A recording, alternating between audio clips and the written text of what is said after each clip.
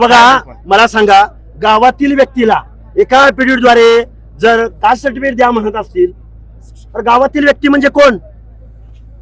बर, नातेसंबंधातील व्यक्तीला मग कोणतं नातेसंबंध? आंतरजातीय विवाहातून झालेलं का उच्च वर्णीय बरोबर झालेलं? उद्या एखाद्या एससी बांधवानं आंतरजातीय उच्च कुळातील एखाद्या मुलीशी लग्न केलं तर मग त्याच्या नातेसंबंधांना उच्च कुळातल्या लोकांना तुम्ही एससीचं आरक्षण देणार का? त्यामुळे हा जो जी आर आहे हा पाण्याच्या बंबात घालण्याच्या सुमार दर्जाचा हा जी आर आहे की ज्याची प्रस्तावना 2 पानाची आहे आणि जी आर 4 ओळीचा आहे.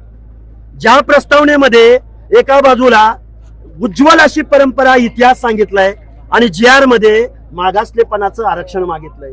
हा कॉन्ट्राडिक्ट जी आर आहे, हा ओबीसीचं आरक्षण संपवणारा जी आर आहे आणि बेजबाबदार ज्या विखे समितीला कुठलाही संविधानिक अधिकार नाही त्या समितीनं बनवलेला हा बेकायदा जी आर आहे. याचा लिगल आस्पेक्ट 0 आहे, पण याच जी आरच्या माध्यमातून ओबीसीचं आरक्षण संपवलं जाणार आहे हे मात्र ओबीसींना सांगणं माझं आहे.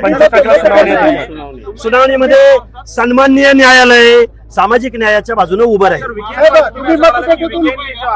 तो त्यांच्या जिल्हा परिषदेच्या सदस्यांच्या माध्यमातून बोगस ओबीसी आरक्षण देऊन त्यांना तिथे जेडपीचा सदस्य केलं हे केलं. काय नक्की आरोप आहे आपल्याला, काय केलं? अरे विखे पाटील म्हणजे सोन्याचा चमचा तोंडात घेऊन जन्माला आलेला माणूस. कारखान्याशिवाय वायनरी शिवाय यांनी केले काय? अरे या माणसाने कधी ऊसाच्या दरावर चळवळ उभी केली का? शेतकऱ्यांची नाही. पाण्याच्या प्रश्नावर एखादी चळवळ उभी केली का? नाही. दलितांच्या प्रश्नावर एखादी चळवळ उभी केली का? नाही. ओबीसीच्या आरक्षणासंदर्भात हाऊसमध्ये एखादं वाक्य बोलले का? नाही. यांना सोशल जस्टिस म्हणजे काय, ते कशाबरोबर खातात, ते आंबट का तुरट, हे या विखेंना माहित असायचं काय कारण? आणि मुख्यमंत्री महोदयानं याच विखेंना आरक्षणाच्या कृती समितीचा अध्यक्ष बनवावं. कारखाना वायनरी चालवणाऱ्या माणसाला काय संबंध विखे पाटलांचा?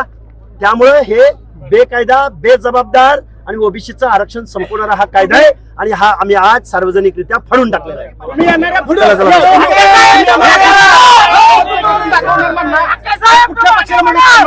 जो ओबीसी हित की बात करेगा वही देश पे राज करेगा.